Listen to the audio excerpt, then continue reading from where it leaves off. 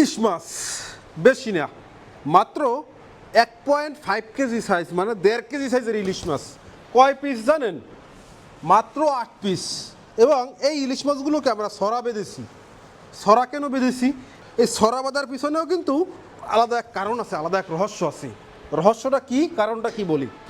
আমাদের একজন সম্মানিত কাস্টমার, তিনি হচ্ছে এই যে আর কিছুক্ষণ মাত্র 1 ঘন্টা আগে হচ্ছে আমরা লাইভ করছিলাম রাত 10টার দিকে, এবং লাইভ দেখে উনি হচ্ছে মানে ফোন দিল লাইভ শেষ হওয়ার পরে আমার সাথে কথা বলবে। তো আমি ওনাকে হ্যালো বললাম, পরেই উনি প্রথমেই যে কথাটা বললো যে ভাই, আমার বাবা একটা সময় মাছের ব্যবসা করতো, আমাদের বোট ছিল।